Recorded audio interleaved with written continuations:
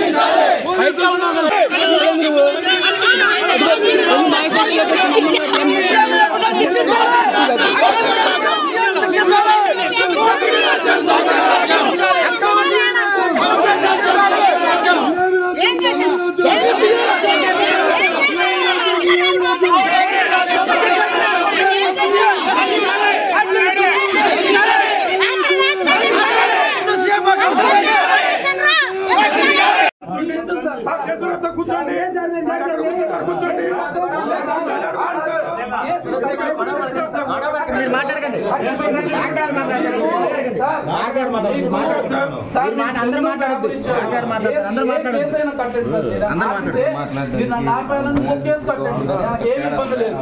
ఇప్పుడు మేము తప్పు చేసి మీ మీద ఎగబడి కొట్టడానికి వస్తే పలానా వాళ్ళని తీసుకొచ్చారు చూపించండి అంటే కేసు కట్టే కట్టుకోండి.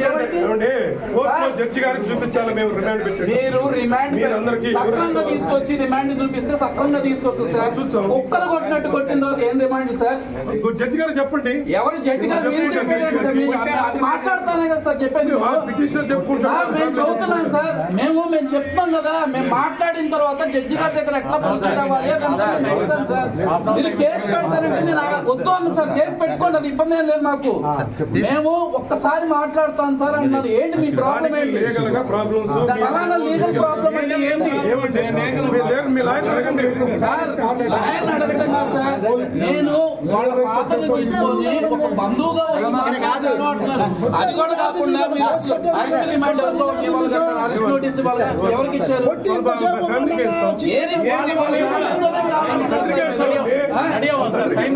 సార్ ఎన్ని గంటలకు తీసుకొచ్చారు సార్? ఎన్ని గంటలకు తీసుకొచ్చారు సార్? ఎప్పుడైనా సార్ అరెస్ట్ చేసి నేను చదువుకున్నాను, నేను చెప్తాను సార్. అరెస్ట్ చేసి తీసుకొచ్చేటప్పుడు ఫ్యామిలీకి ఇన్ఫర్మేషన్ ఇచ్చి నోటీస్ ఇవ్వాలి. మీరు ఇచ్చారా? అదే మీకు తెలియదు సార్.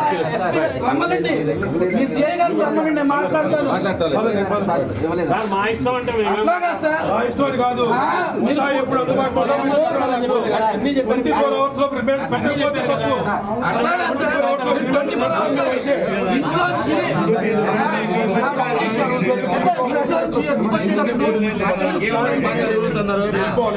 నేను ఒక మాట చెప్పానండి. అరెస్ట్ చేసి చూపించేటప్పుడు మాట్లాడండి సార్.